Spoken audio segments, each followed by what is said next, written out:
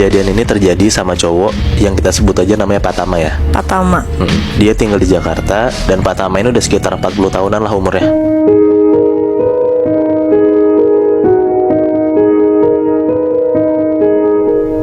Nah, Patama tuh berasal dari keluarga yang emang Islami banget gitu. Emang dia tuh nggak pernah tinggal sholat. Dia tuh selalu puasanya tuh nggak lepas. Senin Kamis juga puasa mulu gitu. Nah, tapi yang beda dari orang-orang Islam pada umumnya, setiap malam Jumat di tanggal-tanggal tertentu yang gue juga kurang tahu pasti ya tanggal berapa, Patama ini nih selalu datang ke Pantai Selatan buat sembayang dalam tanda kutip. Nah, kayak setiap bulan tuh pasti sebulan sekali tuh Patama tuh selalu aja ke Pantai Selatan. Dan rutinitas ini tuh selalu dia lakuin mulai dari Patama umur 25 tahunan. Berarti udah lumayan lama dong ya? Iya, udah sekitar 15 tahunan lah Patama ngelakuin ini. 15 tahun. Nah, kenapa Patama selalu datang ke sana buat sembayang? Karena katanya tuh emang keluarganya Patama tuh punya warisan, punya pegangan yang diwarisin turun-temurun. Nah, bentukannya kayak gulungan kertas gitu. Gulungannya kecil dan isinya tuh kayak tulisan-tulisan Arab yang nggak tahu artinya apa. Oke, ngerti. Kebanyakan kayak kertas lama tuh udah kuning-kuning gitu loh, Chef. Tulisannya udah luntur-luntur dan itu tuh Patama pegang terus. Selalu Patama bawa kemana-mana dan emang keluarganya Patama itu selalu karirnya pasti bakal lancar. Karena si kertas itu? Karena si gulungan ini. Nah, yang selalu Patama tahu juga dari keluarganya adalah kalau misalnya gulungan kertas itu nggak dijaga dan Patama tuh nggak ke Pantai Selatan buat sembayang, pasti tuh bakalan ada bala atau hal buruk tuh pasti bakal menimpa ke Patama ini, Chef. Gitu. Awalnya Patama tuh selalu nggak percaya akan hal itu. Nah, tapi akhirnya dia percaya karena hal buruk menimpa Patama sendiri. Di tahun 2017, Patama itu baru nikah sekitar 5 tahunan. Nah, Patama tuh udah sukses banget lah megang perusahaan keluarganya kan. Perusahaannya itu juga gue nggak bisa nyebutin apa. Yang jelas itu perusahaan keluarga dan cukup sukses banget. Karena tuh selalu punya klien besar gitu. Nah, kadang rekanan bisnisnya Patama, anak buahnya, sampai istrinya pun sendiri suka bingung gitu sama alur keuangan perusahaannya ini. Karena setiap Patama bilang lagi seret duit, kayak kliennya kurang gitu. Nah, Patama tuh bilang setiap malam Jumat, setiap sebulan sekali, dia tuh pasti bakal meeting keluar kota. Dan pas pulang dari luar kota itu, pasti kliennya bakalan tembus. Dia tuh bawa uang banyak gitu loh, Chef. Nah, bertepatan Patama lagi yang katanya keluar kota buat meeting, istrinya tuh kita sebut aja namanya Bu Prita ya. Bu Prita. Bu Prita itu datang ke kantor iseng-iseng buat ngecek lah, mantau gimana perusahaan suaminya, anak buahnya ditinggal sama suaminya aman atau enggak gitu kan. Ketemulah Bu Prita ini sama anak buahnya Patama, ngobrol-ngobrol, nanya apa kabar segala macem, kerjaan aman enggak gitu. Sampailah Bu Prita di pertanyaan tentang kebiasaan Patama yang suka keluar kota buat meeting katanya. Nah, udah 5 tahunan selama pernikahan Bu Prita sama Patama tuh sebenarnya dia tuh udah rada naruh curiga, Chef. Dia tuh ini istrinya berarti? Iya, si Bu Prita ini ke Patama gitu. Dan anak buahnya tuh kayak nenangin gitu, kayak bilang, iya Bu, emang Patama tuh selalu meeting setiap sebulan sekali pas lagi hari Kamis gitu. Tapi alhamdulillahnya setiap Patama tuh pulang dari meeting, pasti kliennya pasti bakal goal dan Patama tuh selalu bawa uang banyak gitu. Nah, Bu Prita tuh diem aja pas si anak buahnya ngomong kayak gitu. Jadi kayak, oh ya apa emang bener gitu kan. Udahlah, Bu Prita jalan masuk ke ruangannya Patama. Pas baru banget masuk ke ruangannya Patama, Bu Prita tuh buka pintunya. Bu Prita tuh langsung nyium kayak bau wangi banget, dan bau wanginya tuh bau wangi melati. Padahal di situ tuh nggak ada sama sekali pengharum ruangan melati sama sekali, Chef. Nah, sebenarnya Bu Prita tuh rada merinding gitu kayak, kenapa tiba-tiba bau melati? Tapi Bu Prita mikir kayak, ya mungkin emang lagi nyemprot-nyemprot melati kali di ruangannya gitu. Jadi Bu Prita tuh kayak rada deny lah gitu. Nah, Bu Prita jalan lagi, duduk ke meja kerjanya Patama. Ada laci tuh di depannya kan. Bu Prita coba ngecek, buka tuh laci meja kerja Patama. Pas Bu Prita buka laci meja kerja Patama, Bu Prita itu lihat kalau misalnya di dalam lacinya Patama itu ada gulungan kertas kayak jimat gitu, dan gulungan kertasnya itu kayak udah kertas lama yang isinya tulisan Arab yang nggak bisa dibaca sama sekali sama Bu Prita. Yang lu bilang tadi berarti ya, gulungan itu ya? Iya.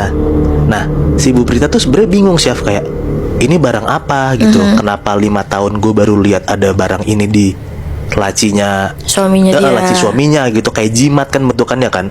Cuman kayak Bu Prita ya udah aja gitu. Nanti kalau misalnya pas udah nyampe rumah, Bu Prita mau coba nanya lah ke Pak Tama.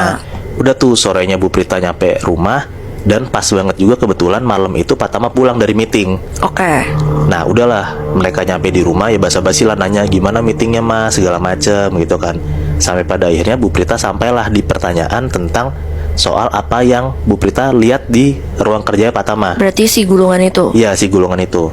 Nah di situ tuh Pak Tama langsung kayak rada kaget sih, kayak Pak Tama tuh langsung bilang, mah jangan sekali-sekali lagi mama buka meja kerja saya ya, gitu.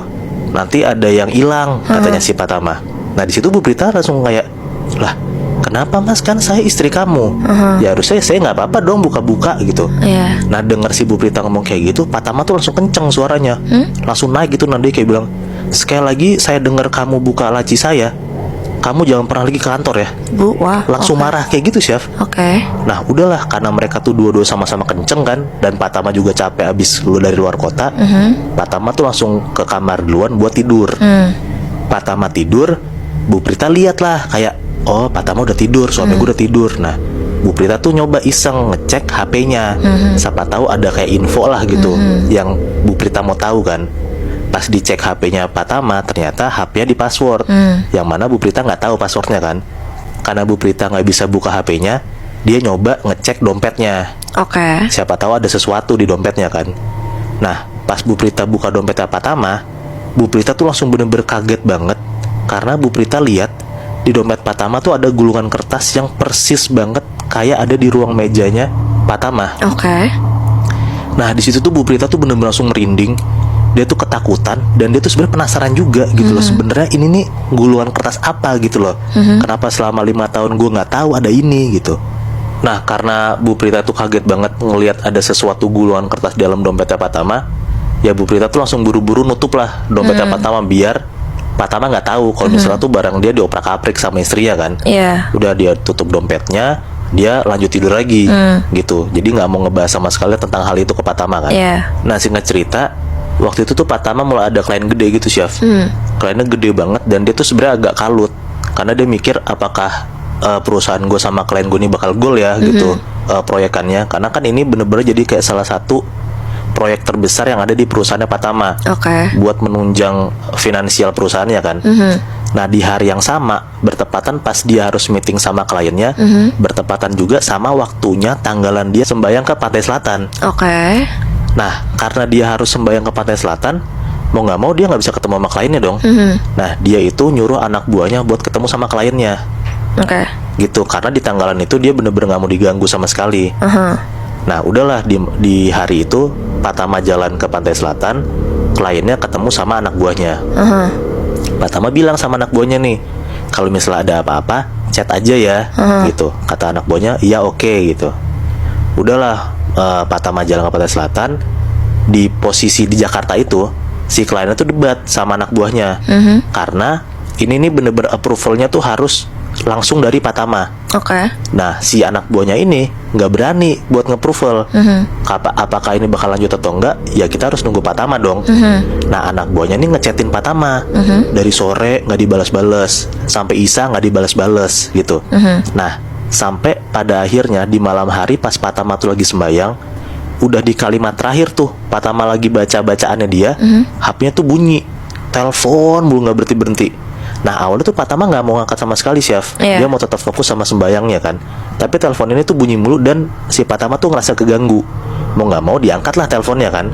Dan tanpa dia sadar, dia tuh nggak ngelanjutin bacaan terakhirnya, gitu, karena dia udah harus fokus sama telepon dari anak buahnya kan. Nah anak buahnya bilang kalau misalnya kepastian ini harus ditunggu sampai malam ini nih Pak, gimana segala macam bla bla bla bla.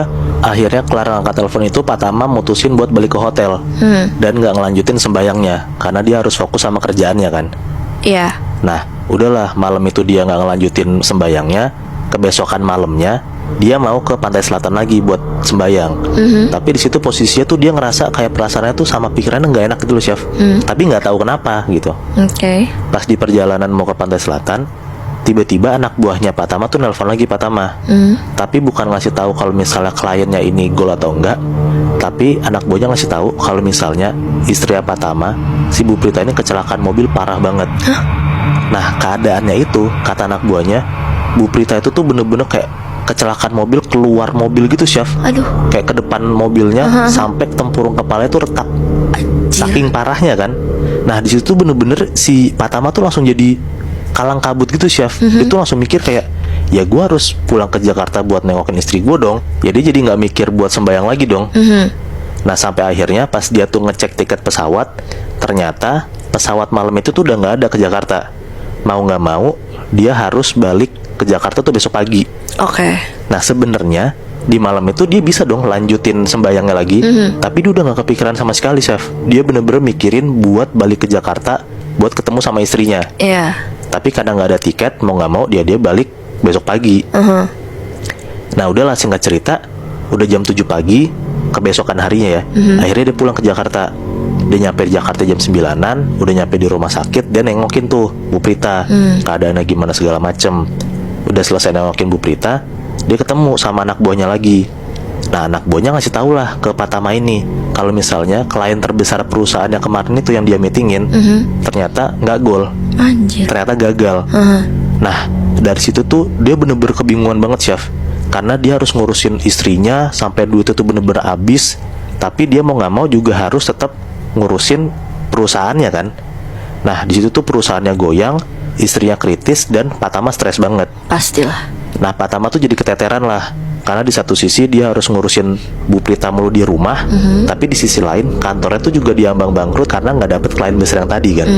Sampai pada suatu malam, Pak Tama tuh ingat kalau misalnya malam itu adalah jadwalnya dia sembayang. Nah, tapi Bu Prita ya masih nggak bisa ditinggal, Chef. Iya. Karena posisinya di situ tuh dia makin parah dan dia makin nggak bisa bergerak sama sekali gitu.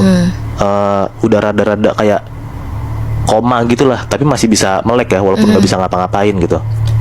Nah, Pak Tama tuh bener-bener cuma bisa nangis, cuma bisa duduk di kasur sebelahnya Bu Prita sambil megangin Bu Prita gitulah. Nah, tiba-tiba pas Pak Tama tuh lagi nangis sambil megang tangan Bu Prita tuh langsung kebangun. Bu Prita tuh bangun, tangannya Pak Tama tuh langsung digenggam kenceng banget. Bu Prita tuh langsung melotot dan Bu Prita tuh langsung kayak nangis tiba-tiba gitu, Chef. Nah, di situ ya Pak Tama kaget lah. Iya. Kenapa istri gue tiba-tiba kayak gitu kan? Pas Pak Tama tuh nengok ke Bu Prita, ternyata Bu Prita tuh kayak ngomong gagu gitu, kayak Gak gitu jelas lah iya, ya. kayak komat kamit gitu. Nah, di situ Pak Tama langsung nenangin Bu Prita lah, kayak, Mah, kenapa Mah? Kamu udah sehatan? Kamu mau ngomong apa sebenarnya gitu. Nah, di situ tuh Pak Tama coba ngedeketin kupingnya Pak Tama ke mulut Bu Prita. Oke. Biar kayak bisa jelas gitu loh sebenarnya Bu Prita ngomong apa sih gitu. Pas banget kupingnya Pak Tama udah nempel ke mulut Bu Prita, Pak Tama itu denger kalau misalnya ternyata Bu Prita tuh bukan komat kamit ngomong asal, Chef. Tapi Bu Prita tuh ngomong bacaan terakhir yang Pak Tama nggak sempet baca pas di sembayang terakhirnya. Anjing. Ingat kan lo pas Iya. gue bilang kemarin dia nggak jadi bacaan terakhir karena dia udah kedistrak sama kerjaannya. Iya. Tiba-tiba Bu Prita ngomong, Bu Prita tuh langsung ngelantunin kayak ayat terakhir buat dia sembayang pas di Pantai Selatan. Anjir. Karena bener-bener Pak Tama tuh kaget banget ngelihat tiba-tiba istri bisa ngomong kayak gitu, yang mana kan seharusnya cuman Pak Tama doang yang tahu kan. Iya, benar. Pak Tama tuh langsung mutusin buat berangkat ke Pantai Selatan buat sembayang lagi. Nah, dia serahin lah semuanya, dia bener-bener fokus sembayangnya. Dan setelah dia udah selesai sembayang, tiba-tiba pas dia balik ke hotel, dia udah dapet uang banyak banget buat ngehidupin perusahaannya lagi dan buat bayar pengobatan Bu Prita. Buset, oke. Nah, jadi kasarannya kayak Pak Tama tuh jadi terikat gitu, Chef, sama hal mistis yang udah turun-temurun yang ada di keluarganya. Dan dia sadar kalau misalnya dia nggak ngelakuin itu, bakalan ada hal buruk yang menimpa dia. Salah duanya klien yang nggak gol Sama istrinya. kecelakaan parah kayak gini.